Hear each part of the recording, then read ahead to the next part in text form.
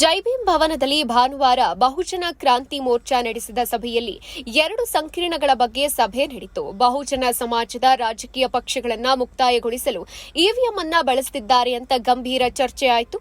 ರಾಜಕೀಯ ಶಕ್ತಿ ಇಲ್ಲದೆ ನಮ್ಮ ಅಸ್ತಿತ್ವ ಜಗ್ಗಟ್ಟಿನಲ್ಲಿ ಇರಲ್ಲ, ಬದುಕೋಕೆ ನಮ್ಮ ಅಸ್ತಿತ್ವ ಒಗ್ಗಟ್ಟಲ್ಲಿರೋಲ್ಲ, ಬದುಕೋಕೆ ಸಾಧ್ಯ ಇಲ್ಲ.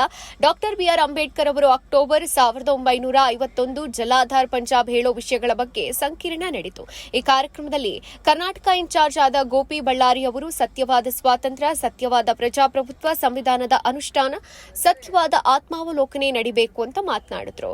ಗೋಪಿ ಬಳ್ಳಾರಿ ಉಸ್ತುವಾರಿ, ಬಿಎಎಂಸಿಎಫ್ ಕರ್ನಾಟಕ ವಕೀಲ ಪ್ರವೀಣ್ ಕುಮಾರ್ ತಲ್ವಾರ್, ಐಎಲ್ಪಿಎ ದೇವನಹಳ್ಳಿ ವಕೀಲ ಸಿದ್ಧಾರ್ಥ್, ಡಾಕ್ಟರ್ ಭಾನುಪ್ರಕಾಶ್, ಐಎಂಪಿಎ ಸೇರಿದಂತೆ ಅನೇಕರು ಪಾಲ್ಗೊಂಡಿದ್ದರು. ಪ್ರಜಾಪ್ರಭುತ್ವ ಬಗ್ಗೆ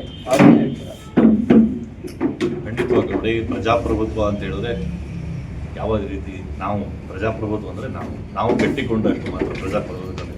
ನೋಡಿ, ಇವತ್ತೇನಾಗಿದೆ, ಕಳೆದ 5 ವರ್ಷಗಳಾಗಿದೆ ಸ್ಥಳೀಯ ಸಂಸ್ಥೆ ಚುನಾವಣೆಗಳನ್ನು ಮಾಡಿ, BBMP ಆಗಿರ್ಬೋದು, ಮತ್ತು ಅದಲ್ಲದೆ ಗ್ರಾಮ ಪಂಚಾಯತಿ ಆಗಿರ್ಬೋದು, ಮತ್ತು ತಾಲೂಕ್ ಪಂಚಾಯತ್, ಜಿಲ್ಲಾ ಪಂಚಾಯತಿ, ಕಳೆದ 5 ವರ್ಷಗಳಿಂದ ಯಾವುದೇ ಚುನಾವಣೆ ಮಾಡ್ತಾ ಇಲ್ಲ. ನೋಡಿ, ಯಾವತ್ತೂ ಅಷ್ಟೇ ಪ್ರಜಾಪ್ರಭುತ್ವ ಅಧಿಕಾರ ವಿಕೇಂದ್ರೀಕರಣ, ನಾವು ಅಧಿಕಾರವನ್ನು ಹಿಡಿಯುವಂಥ ಕೆಲಸ ಆಗಬೇಕು.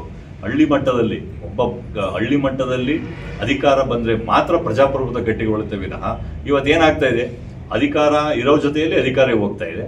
ಇನ್ನೊಂದು ನಮ್ಮಂಥ ಸಣ್ಣ ಪುಟ್ಟ ಸಮುದಾಯಗಳಿಗೆ ತಳಮಟ್ಟದ ಚುನಾವಣೆಯನ್ನು ನಡೆಸ್ತಾ ಇಲ್ಲ. ಕಳೆದ 5 ವರ್ಷ ಆಗಿದೆ, ಯಾವುದೇ ಚುನಾವಣೆ ನಡೀತಾ ಇಲ್ಲ.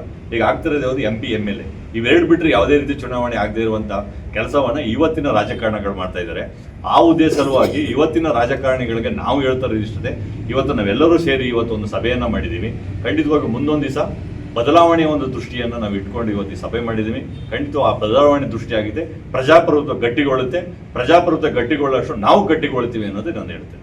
ರಿಪೋರ್ಟರ್ ಸಾಕೆ ನಾರಾಯಣ.